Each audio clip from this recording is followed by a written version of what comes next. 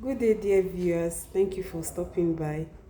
Today, we are discussing mental health, how to know your triggers. Mental health, how to know your triggers, part 1.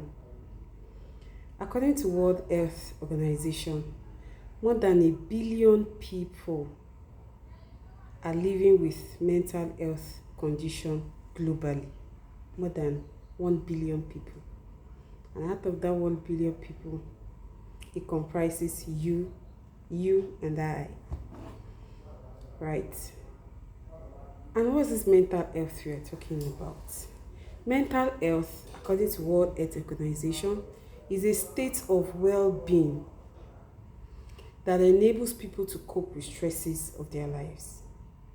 Mental health helps you determine how you handle stress, how you cope with stress, how you relate with other people, and how you make healthy choices. Mental health is simply about how we act, how we think, and how we deal with our emotions. Now, speaking of emotions, according to Merriam-Webster Dictionary, emotions is defined as the conscious mental reactions experienced as strong feeling toward a specific thing. Now, what are these mental reactions? Now, this type of emotions we're talking about. For those of us that use Android phones or iPhones, there's something we call emojis, right? It depicts different types of emotions. Now I'm going to do a brief description. So types of emotions, now take it them one after the other. Joy, yay! Sadness, anger, shame, fear or anxiety, love, surprise, shock. So you have different types of emotions: joy, fear, anxiety, panic, disgust. When something is disgusting, ew, we have joy, anger, surprise, so many emotions that can be, and that's why you have emojis that depict these types of emotions. So these emotions, they are conscious mental reactions. Emotions are indicators that something is calling for a reaction. Emotions are indicators that something is calling for a reaction. That does not mean that it's bad. It could be a good emotion or a bad emotion. So we have emotions that elicit good reactions or bad reactions. Of course, we know that joy is good, right? Happiness, it shows you are excited, right? Excitement. But what about sadness? That's bad, right? Fear, anxiety, despair, that's bad, right? So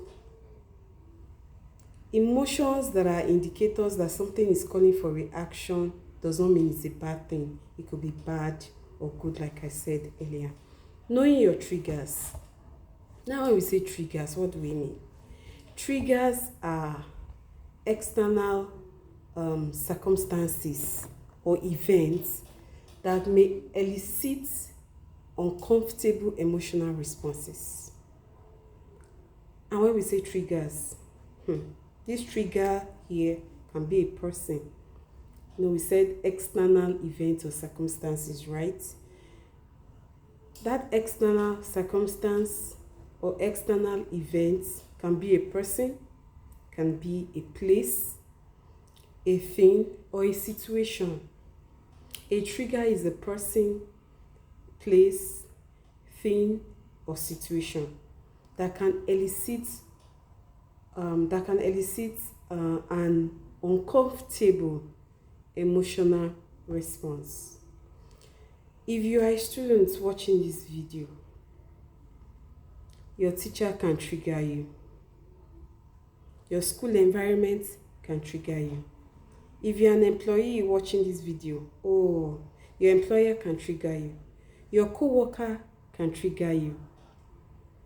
Your spouse in the house can trigger you. Your parents, your children can trigger you. Children, your parents can trigger you.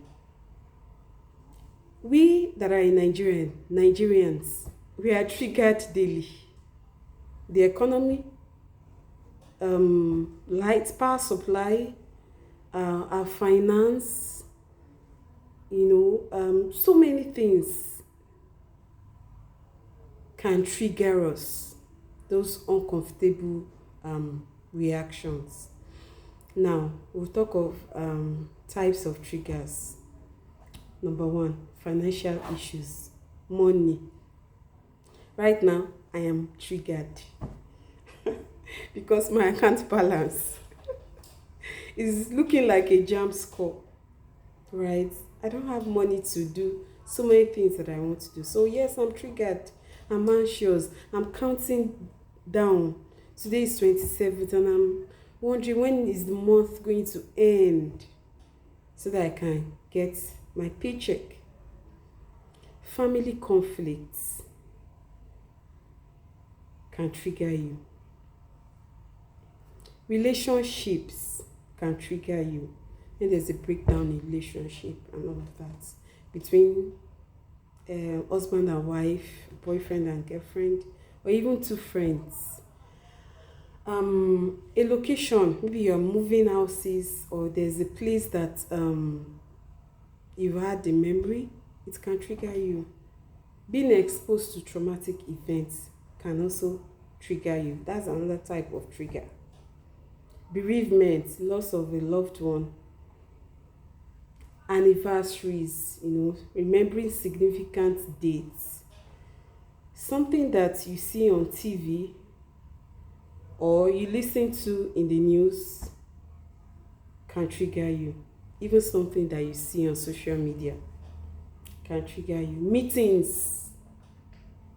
Sometimes I'm always triggered by meetings. Notice of meeting. I'm triggered.